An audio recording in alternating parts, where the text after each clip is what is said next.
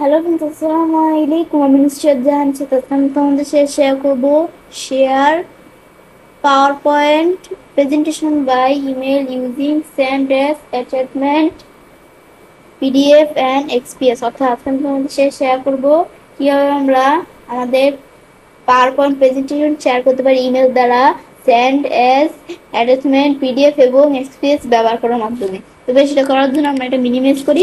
তারপরে কাজটা করার জন্য আমরা ফাইল মেনুতে আসবো। ব্যাস আসার পরে তো বিষয়টা করার জন্য এই শেয়ার অপশনে আসবো। আসার পর আমরা এই ইমেল আসবো।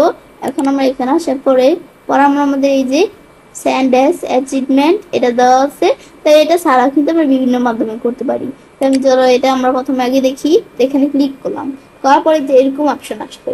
তা আমার এরকম আসছে, এদিকে তোমাদের এরকম না এসেও আমাদের অন্যরকম আসতে পারে, অথলোক পরে আরো অনেক অপশন আসতে পারে। তো সেগুলো একটু তোমরা দেখলে বুঝতে পারবে। তো আমার এরকম আসছে। এখন আমরা এরকম তোমাদের আসলে আমরা কি করব, টু আমরা যাদের কাছে বিষয়টা করব তাদের এটা লিখে দিলেই হবে। পরে আমি যদি আমরা আমাদের শুধু কি করতে চাই, যাদের কাছে ইমেল করবো তাদেরটা লেখা দিলেই হবে। এই যে আমাদের পরে সিসিতে এসা আমি চাইলে দিক থেকে কি করতে পারি, এই নির্দিষ্ট কারোর কাছে দিতে পারি। পরে আমরা আমাদের এখান থেকে আমরা যাদের কাছে বিষয়গুলা আমাদের সেন্ড করব এই ইমেলটা, তাদের কোনো মেসেজ হিসাবে কোনো কিছু দিক থেকে এদের লিখে দিতে পারি মেসেজ হিসাবে। ব্যাস এটা লেখার পরে তোমাদের বিষয়টা হয়ে যাবে। ব্যাস এগুলো আমি কিন্তু করতে পারি। আবার এই বিষয়টা আমি এভাবে করলাম, আমরা কিন্তু বিষয়টা এভাবে ছাড়াও আমি চাইলে কি করতে পারি, ফাইল মেনুতে এসে এই শেয়ার আসার পরে এই ইমেল আসার পর এভাবে ছাড়াও সেন্ড এস পিডিএফ, আমি যদি পিডিএফ এর মাধ্যমে বিষয়টা সেন্ড করি তো এখানে ক্লিক করলে ধরো পিডিএফ এর অপশন চলে আসছে।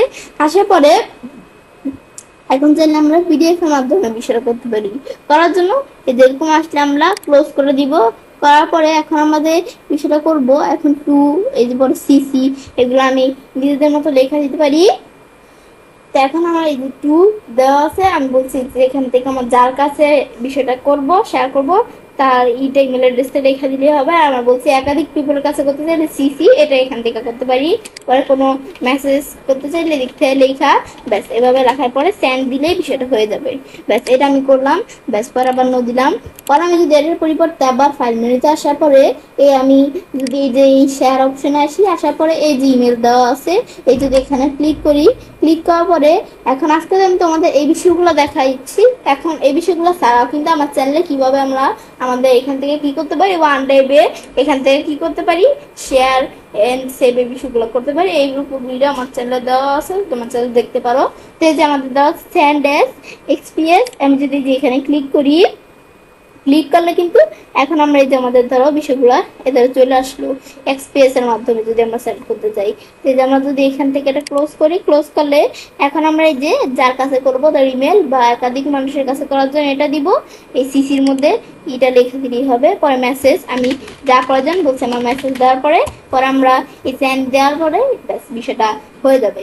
এটা হচ্ছে মূলত আমাদের এই বিষয়গুলো দেখার পরে আমি কাজটা করতে পারি। এবার আমরা খুব সহজে আমাদের পাওয়ার পয়েন্ট প্রেজেন্টেশন শেয়ার করতে পারি ইমেল দ্বারা।